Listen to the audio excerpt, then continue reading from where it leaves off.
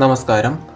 ഇന്നത്തെ ക്ലാസ്സിൽ നമ്മൾ 1 പോയിൻ്റ് പെർസ്പെക്റ്റീവ് ഉപയോഗിച്ചുകൊണ്ട് ഒരു ലാൻഡ്സ്കേപ്പ് വരക്കാനാണ് പഠിക്കുന്നത്. ഇത് ഏറ്റവും സിമ്പിളായ രീതിയിലാണ് ഞാൻ കാണിച്ചു തരുന്നത്. ആദ്യം ഒരു ഐ ലെവൽ വരക്കണം. സ്കെയിൽ യൂസ് ചെയ്ത് നിങ്ങൾക്ക് ഐ ലെവൽ അല്ലെങ്കിൽ ഹോറിസോണ്ടൽ ലൈൻ ചെയ്യാവുന്നതാണ്. ഇപ്പോൾ നമ്മുടെ ഡ്രോയിങ് ഷീറ്റ് 2 പാർട്ടായിട്ട് കിട്ടിയിട്ടുണ്ട്. ഒന്ന് സ്കൈ, ഒന്ന് ഗ്രൗണ്ട്. ഇനി ഐ ലെവലിൽ ഒരു പോയിൻ്റ് മാർക്ക് ചെയ്യണം. ഇതാണ് വാനിഷിംഗ് പോയിൻ്റ്. പെർസ്പെക്റ്റീവ് ഡ്രോയിങ്ങിൻ്റെ ഹൃദയം എന്ന് വേണമെങ്കിൽ പറയാം. വാനിഷിംഗ് പോയിൻ്റ് കഴിഞ്ഞ ഭാഗത്ത് നമ്മൾ പഠിച്ചതാണ് എന്താണ് വാനിഷിംഗ് പോയിൻ്റ് എന്നൊക്കെ. വാനിഷിംഗ് പോയിൻ്റ് 1 പോയിൻ്റ് പെർസ്പെക്റ്റീവിൽ ഒറ്റൊരു പോയിൻ്റേ ഉണ്ടാവും. ഇനി നമുക്ക് ഒരു വീട് വരയ്ക്കാം. വീട് വരയ്ക്കുന്ന സമയത്ത് കോമൺ ആയിട്ടൊരു റൂളുണ്ട്. ആദ്യം നമുക്കതിൻ്റെ മേൽക്കൂര വരച്ച് തുടങ്ങാം. ഒരു 2D ആയിട്ടുള്ളൊരു ഷേപ്പ് വരയ്ക്കണം, ഫ്രണ്ട് വ്യൂ. അതിനെയാണ് നമ്മൾ പിന്നീട് 3Dയിലേക്ക് കൺവേർട്ട് ചെയ്യാൻ പോകുന്നത് പെർസ്പെക്റ്റീവിൻ്റെ സഹായത്തോടു കൂടി. ആദ്യം ഇതുപോലെ വരച്ചെടുക്കണം. ഒരു ഫ്രണ്ട് വ്യൂ മാർക്ക് ചെയ്തെടുക്കാം. ഞാനിപ്പോൾ 4B പെൻസിലാണ് യൂസ് ചെയ്യുന്നത്. നമുക്ക് ഡാർക്കിൽ കുറച്ചുകൂടെ കട്ടിയിൽ കാണാൻ വേണ്ടിയിട്ടാണ് ഡാർക്ക് പെൻസിൽ യൂസ് ചെയ്ത് വരക്കുന്നത്. നമുക്ക് HB തന്നെ ധാരാളമാണ് ഔട്ട്ലൈൻ വരക്കാനായിട്ട്.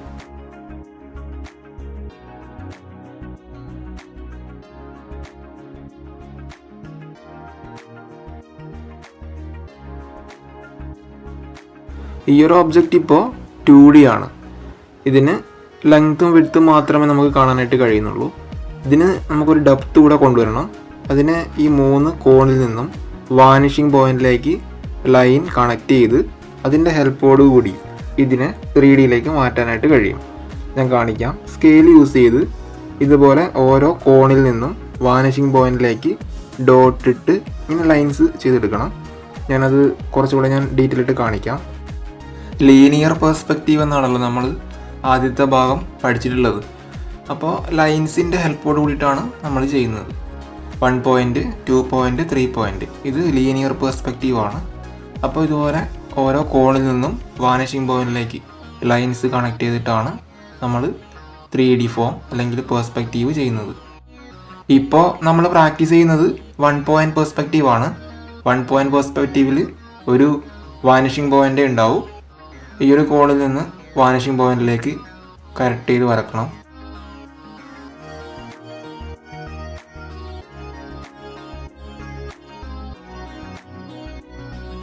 ഇനി ഈ ലൈനിന് സമാന്തരമായി ഇവിടെ നിന്ന് താഴേക്ക് വരക്കണം. ഇവിടെ നിന്ന് നമുക്ക് കട്ട് ചെയ്യാനായിട്ട് കഴിയും. ഇതിന് പ്രത്യേക അളവൊന്നുമില്ല. നമുക്ക് എത്ര നീളത്തിൽ വീട് വരയ്ക്കണം അതിനനുസരിച്ച് നമുക്ക് കട്ട് ചെയ്യാം. ഇനി താഴേക്ക് വരക്കാം.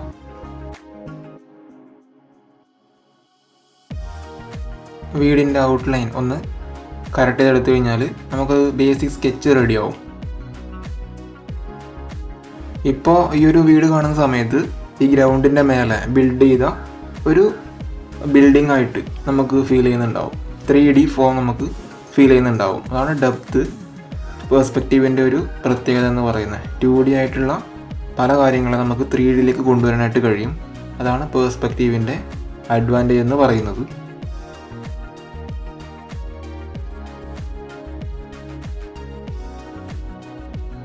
ഇനി മേൽക്കൂരയുടെ ഈ ഒരു സൈഡ് ഭാഗത്തുനിന്ന് ഒരു ലൈൻ വരക്കണം താഴേക്ക്.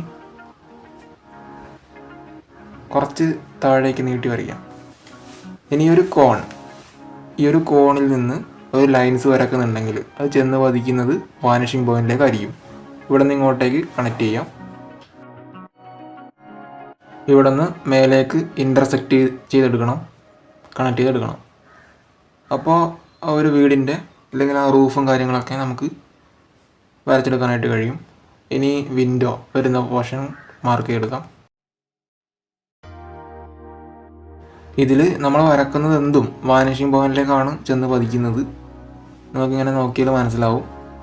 ഓക്കെ, ഇതുപോലെ നിങ്ങൾ വരക്കുന്ന സമയത്ത് ഓരോ ഭാഗങ്ങളും ഡീറ്റെയിൽ ആയിട്ട് വരച്ച് നോക്കുക, വാനിഷിംഗ് പോയിന്റിലേക്ക് കണക്ട് ചെയ്തിട്ട്.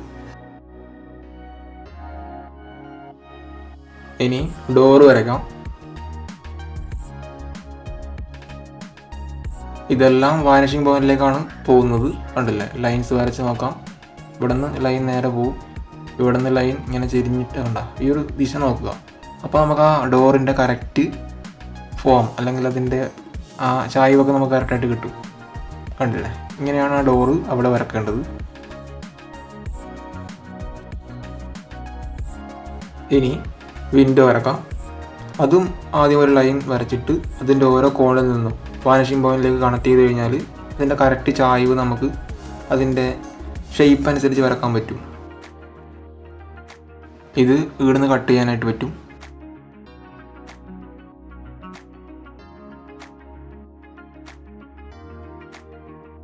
ഇനി അൺവാണ്ടഡ് ആയിട്ടുള്ള ലൈൻസുകൾ ഒഴിവാക്കാനായിട്ട് കഴിയും. ഐ ലെവലും കാര്യങ്ങളും ആ ഒബ്ജക്റ്റിൻ്റെ അകത്തുള്ള ഭാഗങ്ങൾ മായ്ച്ച് കളയാം.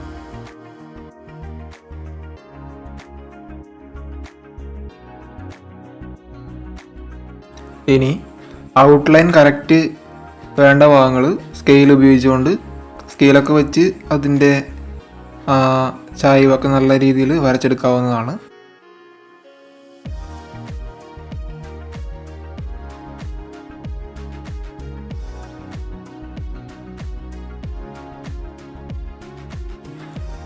ഈ ഒരു ഒബ്ജക്റ്റിൽ ഡാർക്ക് വേണ്ട ഭാഗം നമുക്ക് ആദ്യം ഡാർക്ക് ചെയ്തെടുക്കാം. ഈ ഒരു മേൽക്കൂരയുടെ ഒരു സൈഡ് ഭാഗവും അതേപോലെ തന്നെ വീടിൻ്റെ ഡോറ്, 2 ജനാല, ഇതൊക്കെ നല്ല ഡാർക്കായിരിക്കും. അതിൻ്റെ അകത്തേക്ക് പ്രകാശം പോകുന്നില്ല.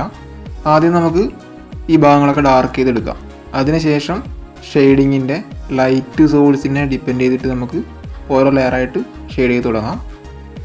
ആദ്യം നിങ്ങൾ ഇതുപോലെ ഡാർക്ക് ചെയ്തെടുക്കാം.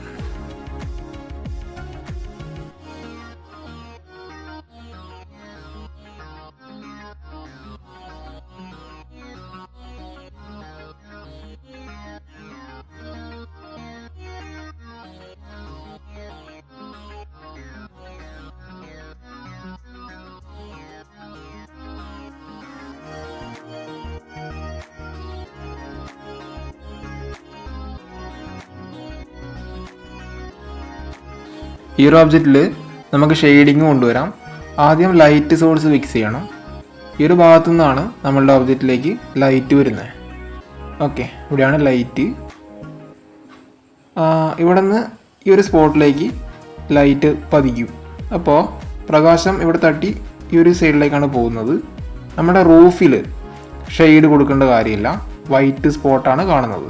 ഇനി ഈ ഒരു ഭിത്തിയിൽ ലൈറ്റ് ടോൺ ആയിരിക്കും, ലൈറ്റ് ഷെയ്ഡ് കാണാനായിട്ട് കഴിയും. അവിടെ നമുക്ക് ഷെയ്ഡ് കൊടുക്കാം.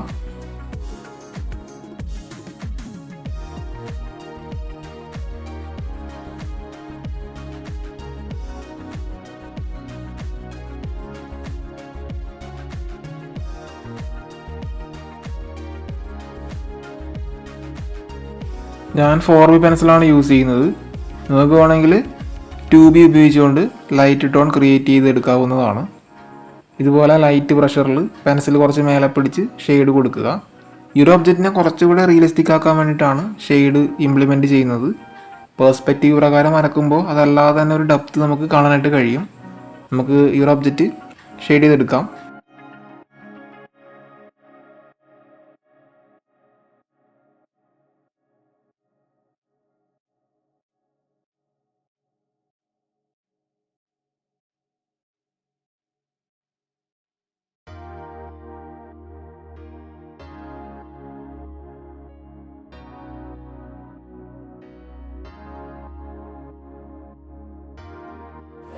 ഡോറും അതേപോലെ തന്നെ വിൻഡോ ഇതൊക്കെ നല്ല ഡാർക്കായിരിക്കും.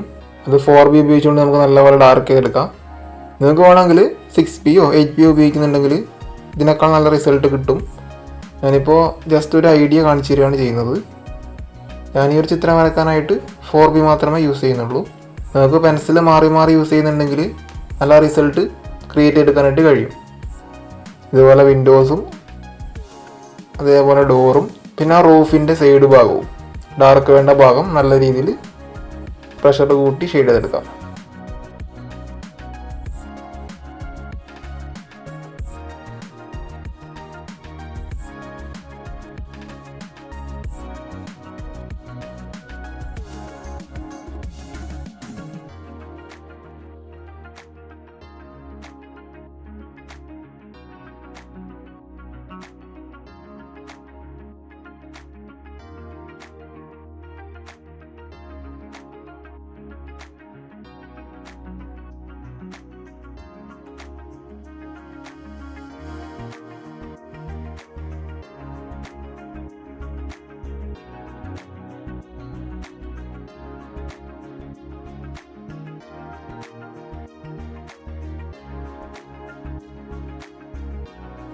ഇനി ഈ ഒരു റൂഫിൻ്റെ താഴെ ഭാഗം ഇവിടെ ഷെയ്ഡ് ഉണ്ടാവും, പ്രകാശം തട്ടി അവിടെ പ്രകാശം ബ്ലോക്ക് ചെയ്യും. അപ്പോൾ ഈ ഒരു ഭാഗത്ത് ഷെയ്ഡ് കാണാനായിട്ട് കഴിയും.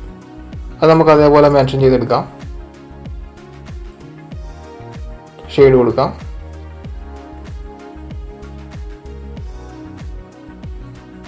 ഇതുപോലെ ചെയ്തെടുക്കണം.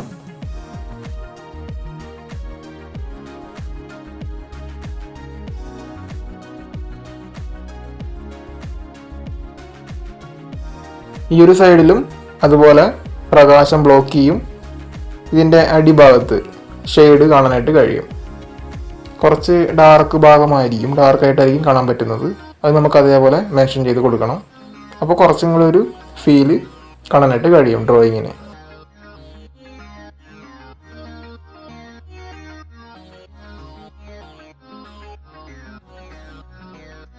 ഇനി നമ്മളുടെ ഒബ്ജക്റ്റിലേക്ക് ഇവിടുന്ന് പ്രകാശം തട്ടുമ്പോൾ അതിൻ്റെ പ്രതിബിംബം, അതിൻ്റെ ഷാഡോ ഈ തറയിൽ കാണാനായിട്ട് കഴിയും. അത് നമുക്ക് ജസ്റ്റ് ഒന്ന് മെൻഷൻ ചെയ്തെടുക്കാം. ഒബ്ജക്റ്റിൻ്റെ നിഴലുകൂടെ ചെയ്തെടുക്കണം. അപ്പോഴാണ് ആ ഒരു ഷെയ്ഡിങ്ങിൻ്റെ ഒരു പെർഫെക്ഷൻ കാണാനായിട്ട് കഴിയുക. ഏറ്റവും ലളിതമാക്കിയിട്ടാണ് ഞാൻ പ്രസൻറ്റ് ചെയ്യുന്നത് 1 പോയിൻറ്റ് പെർസ്പെക്റ്റീവ്. ഇതിനെ പലരും കോംപ്ലിക്കേറ്റഡ് ആക്കി കാണാറാണ് പതിവ്.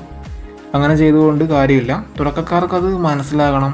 ആ ഒരു മെത്തേഡ് ഉപയോഗിച്ചുകൊണ്ട് ചിത്രം വരക്കാൻ പറ്റണം. ആ ഒരു ഇൻറ്റൻഷൻ സെറ്റ് ചെയ്തിട്ടാണ് ഏതൊരു ടോപ്പിക്ക് ഞാൻ ഇത്ര ലളിതമാക്കി പ്രസൻറ്റ് ചെയ്യുന്നത്. ഇതുപോലെ ചെയ്തെടുക്കുക. ഷെയ്ഡ് വേണ്ട ഭാഗങ്ങൾ നോക്കി അതിനനുസരിച്ച് ഷാഡോ കൊടുക്കുക.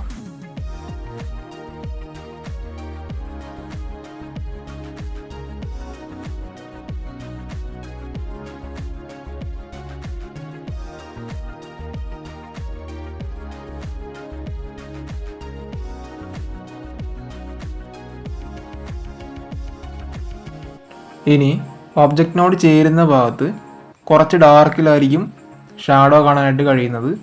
ഒക്ലൂഷൻ ഷാഡോ എന്നാണ് അതിനെ പറയുന്നത്. നമ്മൾ ആദ്യം മെൻഷൻ ചെയ്തത് കാസ്റ്റ് ഷാഡോ ആണ്. അതൊക്കെ നമ്മൾ ലൈറ്റ് ആൻഡ് ഷെയ്ഡ് എന്ന ടോപ്പിക്കിൽ ഡീറ്റെയിൽ ആയിട്ട് പഠിച്ചതാണ്. ഡിഫറെൻറ്റ് ടൈപ്സ് ഓഫ് ഷെയ്ഡിങ്, അതേപോലെ തന്നെ ഷാഡോസിനെ കുറിച്ചൊക്കെ. ഒബ്ജക്റ്റിനോട് ചേരുന്ന ഭാഗം കുറച്ച് ഡാർക്ക് ചെയ്ത് കൊടുക്കുക. ഈ ഒരു സൈഡിലും അങ്ങനെ തന്നെ ആയിരിക്കും കാണാനായിട്ട് കഴിയുന്നത്. കണ്ടില്ലേ? ഇപ്പോൾ ആ ഒരു ഡെപ്ത് നമുക്ക് കാണാനായിട്ട് കഴിയുന്നുണ്ട്. ഡ്രോയിങ്ങിൻ്റെ 3D, അതേപോലെ തന്നെ ഈ ഒരു ഗ്രൗണ്ടിൻ്റെ മേലെ ആ ഒരു വീട് ബിൽഡ് ചെയ്ത ആ ഒരു ഫീല് നമുക്ക് കിട്ടണം. ഇത് പെർസ്പെക്റ്റീവിൻ്റെ ബേസിൽ ചെയ്തുകൊണ്ടാണ് അങ്ങനെ നമുക്ക് ഫീൽ ചെയ്യുന്നത്.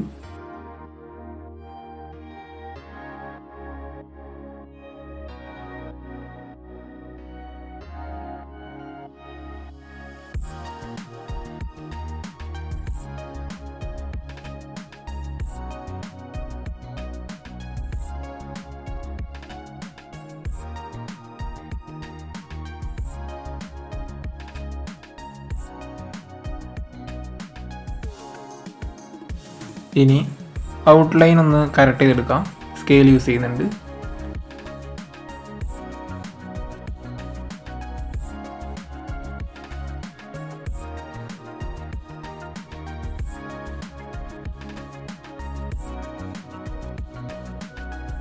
ഇനി ഈ ഒരു ഭാഗത്ത് നമുക്ക് ഒരു ട്രീ വരയ്ക്കാം. കുറച്ച് ഇലകളും ഒക്കെ നിൽക്കുന്ന രീതിയിൽ കുറച്ച് ലാർജസ്റ്റ് ആയിട്ട് തന്നെ, ലാർജ് സ്കെയിലിൽ ഒരു ട്രീ വരയ്ക്കണം. ഇവിടെ നിന്ന് താഴേക്ക് പോകും തോറും വരുന്ന ഒബ്ജക്റ്റുകൾ സൈസ് കുറഞ്ഞ് ആനുപാതികമായി ചെറുതായിട്ട് കാണും. അതിന് ആദ്യം നമുക്കൊരു ലൈൻ വരക്കാം. ഇങ്ങനെ ഒരു ലൈൻ ചെയ്യണം. ഇവിടെ നിന്നാണ് ട്രീ തുടങ്ങുന്നത്, ആദ്യത്തെ ഒബ്ജക്റ്റ്. അപ്പോൾ അത് വലുതായിരിക്കും. തൊട്ടടുത്ത് വരുന്ന ഒബ്ജക്റ്റ് ചെറുതാവും. പിന്നെ അങ്ങനെ താഴ്ന്ന് പോകും. ഇതിനെ ഡിമിനിഷിങ് സൈസ് എന്നാണ് പറയുന്നത്. ഞാനൊന്ന് വരച്ച് കാണിക്കാം, അപ്പോൾ നമുക്ക് കുറച്ചുകൂടെ മനസ്സിലാവും. അത് നമുക്കൊരു വലിയൊരു ട്രീ വരയ്ക്കാം. ഒരു ട്രീ വരയ്ക്കുന്ന സമയത്ത് അത് നമ്മുടെ അടുത്തുള്ള ഒബ്ജക്റ്റ് വലുതായും അകലേക്ക് പോകുന്തോറും ഒബ്ജക്റ്റ് ചെറുതായുമാണ് ചിത്രീകരിക്കേണ്ടത്. ആ ഒരു തിയറിയാണ് ഞാനിപ്പോൾ നിങ്ങൾക്ക് എക്സ്പ്ലെയിൻ ചെയ്ത് തരാൻ പോകുന്നത്. അത് നമുക്കൊരു മരം വരയ്ക്കാം. നമ്മളുടെ അടുത്തുള്ള ഒബ്ജക്റ്റ് ആയതുകൊണ്ട് അത് വലുതാക്കി വേണം വരക്കാനായിട്ട്. ഞാനിപ്പോൾ ആ ഒരു തിയറി നിങ്ങൾക്ക് മനസ്സിലാക്കാൻ വേണ്ടിയിട്ടാണ് ഇങ്ങനെ ചെയ്യുന്നത്. ഇത് അത്ര ഡീറ്റെയിൽ ആയിട്ടുള്ള ട്രീ സ്റ്റഡി ഒന്നുമല്ല. എനിക്കിപ്പോൾ ഡിമിനിഷിങ് സൈസ് ആ ഒരു തിയറി എനിക്ക് നിങ്ങളെ ബോധ്യപ്പെടുത്തി തരാനായിട്ടുണ്ട് ഈ ഒരു ടോപ്പിക്ക് പഠിപ്പിക്കുന്നതുകൊണ്ട്. നമുക്കത് നോക്കാം, എങ്ങനെയാണ് വരുന്നത് നമുക്ക് നോക്കാം. നമ്മളുടെ അടുത്തുള്ള ഒബ്ജക്റ്റ്, ആദ്യത്തെ ഒബ്ജക്റ്റ് വലുതായിരിക്കും, തൊട്ടടുത്തുള്ള ഒബ്ജക്റ്റ് വലുതായിരിക്കും. ഇനി ദൂരേക്ക് പോകുന്തോറും ഒബ്ജക്റ്റിൻ്റെ സൈസ് ചെറുതായി വരും. ഇനി ഇതിൽ നമുക്ക് ഷെയ്ഡ് കൊടുക്കേണ്ടതായിട്ടുണ്ട്. ലൈറ്റ് നോക്കുക, ഈ ഒരു ഭാഗത്ത് ലൈറ്റ് ഷെയ്ഡായിരിക്കും.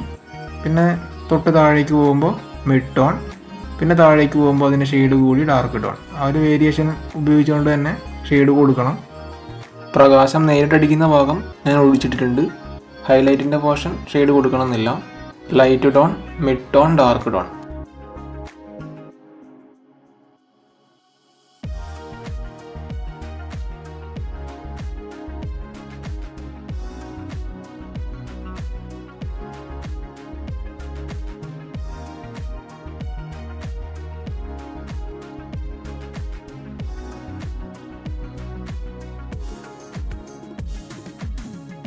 ഈ ഒരു ഭാഗത്ത് മിഡ് ടോൺ ആണ് വരുന്നത്. താഴേക്ക് പോകുന്തോറും ഷെയ്ഡ് കൂടി വരും. അപ്പോൾ ലൈറ്റ് ടോണിനേക്കാൾ കുറച്ച് പ്രഷർ കൂട്ടി ഈ ഒരു ഭാഗത്ത് ഷെയ്ഡ് കൊടുക്കാം. ഏറ്റവും ടോപ്പിൽ പ്രകാശം നേരിട്ടടിക്കുന്ന ഭാഗമാണ്. അവിടെ ഹൈലൈറ്റിൻ്റെ ഭാഗത്ത് ഞാൻ ഒഴിച്ചിട്ടിട്ടുണ്ട് പേപ്പർ വൈറ്റ്, അത് പ്രത്യേകം ശ്രദ്ധിക്കണം. പിന്നെ തൊട്ട് താഴെ ലൈറ്റ് ടോൺ, അതിന് തൊട്ട് താഴെ മിഡ് ടോൺ. ഇനി ഈ ഒരു പോർഷനിലേക്ക് വരുമ്പോൾ ഡാർക്ക് ടോൺ ആയിരിക്കും, അത് കുറച്ചുകൂടെ കട്ടിയിൽ ചെയ്യണം.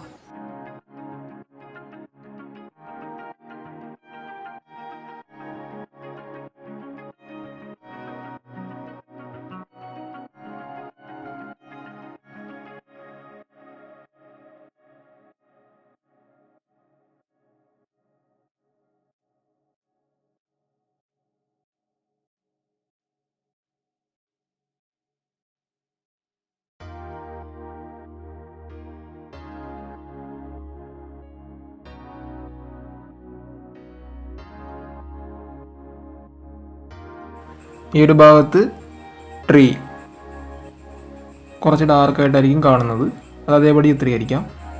ഇനി അതിൻ്റെ ബ്രാഞ്ചസ്, ശിഖരങ്ങൾ ജസ്റ്റ് ഒന്ന് മെൻഷൻ ചെയ്ത് കൊടുക്കാം. അങ്ങനെയാണ് ആ ഡ്രോയിങ് വരുന്നത്.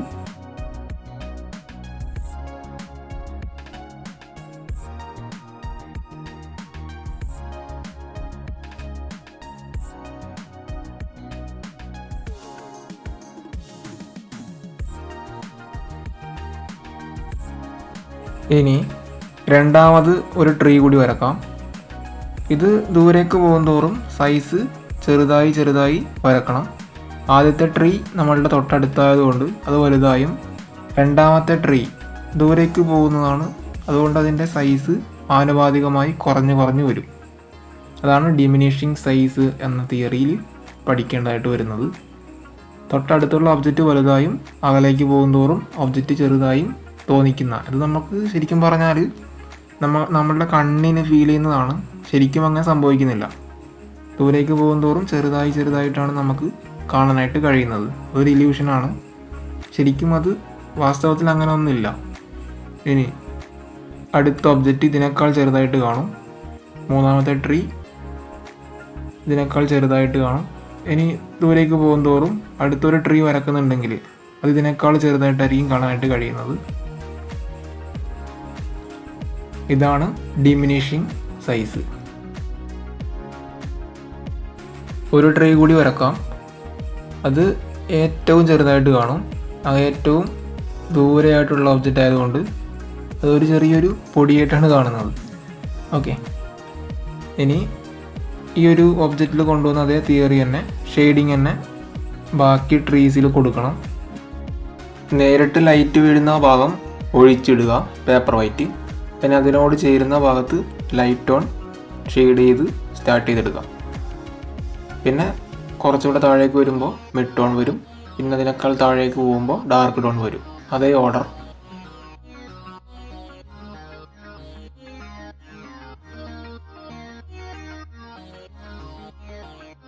ഈ ഒരു ട്രീയിലും അങ്ങനെ തന്നെയാണ് ചെയ്യേണ്ടത്.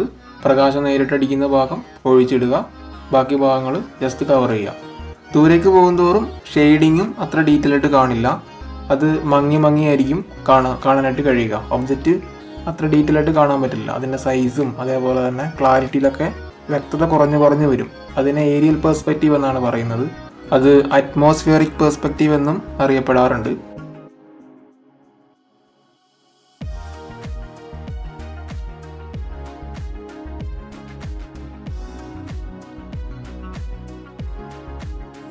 ഈ ഒരു ഭാഗത്ത് ഡാർക്ക് ഡോൺ ആയിരിക്കും കാണാനായിട്ട് കഴിയുന്നത്.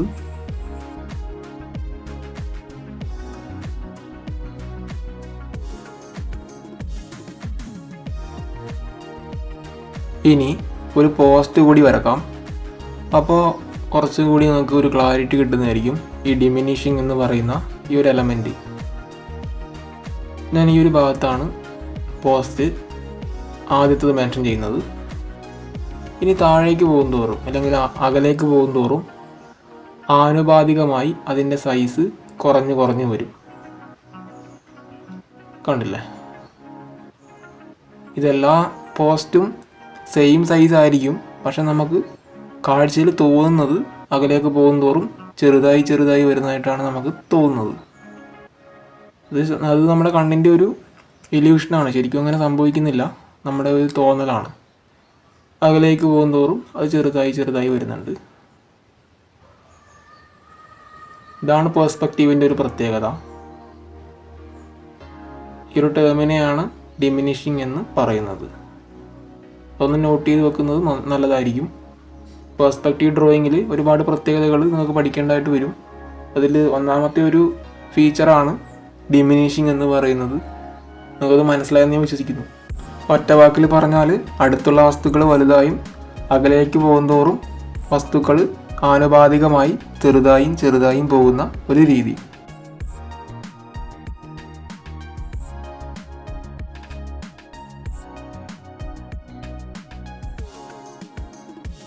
ഇനി പോസ്റ്റിൽ നിന്ന് ആ വയറെല്ലാം ആ കമ്പി ഒന്ന് മെൻഷൻ ചെയ്യാൻ ജസ്റ്റ് ഓരോന്നിനും ഇതുപോലെ കറക്റ്റ് പെർസ്പെക്റ്റീവ് നോക്കി മെൻഷൻ ചെയ്യുക. ഇനി ആവശ്യമില്ലാത്ത ലൈൻസ്, നമ്മൾ ആദ്യം വരച്ച ഗൈഡ് ലൈൻസ് ഒന്ന് ഒഴിവാക്കാം. ഡ്രോയിങ് കഴിയുന്ന സമയത്ത് മറ്റ് ലൈൻസിൻ്റെ അല്ലെങ്കിൽ ഗൈഡ് ലൈൻസിൻ്റെ ഒന്നും ആവശ്യമില്ല, അത് ക്ലിയർ ചെയ്ത് കളയണം.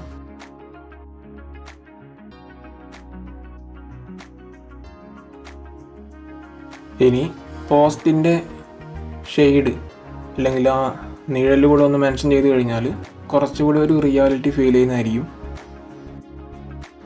നമ്മളെ ഡ്രോയിങ് ഓൾമോസ്റ്റ് കംപ്ലീറ്റ് ആയിട്ടുണ്ട്. നിങ്ങൾ ഷെയ്ഡ് ചെയ്യുന്ന സമയത്ത് നല്ലപോലെ ടൈം എടുത്ത് ലെയർ ബൈ ലെയർ ആയിട്ട് തന്നെ ചെയ്യുകയാണെങ്കിൽ ഞാൻ വരച്ചതിനേക്കാൾ ബെറ്ററാക്കി എടുക്കാൻ കഴിയും. ഓക്കെ, ഇത് ജസ്റ്റ് ഒരു ഐഡിയ നിങ്ങൾക്ക് പറഞ്ഞു തരികയാണ് ചെയ്യുന്നത്. 1 പോയിൻറ്റ് പെർസ്പെക്റ്റീവ് ഉപയോഗിച്ചുകൊണ്ട് എങ്ങനെ ഒരു ലാൻഡ്സ്കേപ്പ് ചെയ്യാം, അതേപോലെ തന്നെ ഡിമിനിഷിങ് എന്ന് പറയുന്ന എലമെൻ്റ് എങ്ങനെ ഇംപ്ലിമെൻറ്റ് ചെയ്യാൻ തുടങ്ങിയ ഒരു പ്രാക്ടീസാണിത്. ഓക്കെ, നിങ്ങൾക്കിത് മനസ്സിലായെന്ന് ഞാൻ വിശ്വസിക്കുന്നു.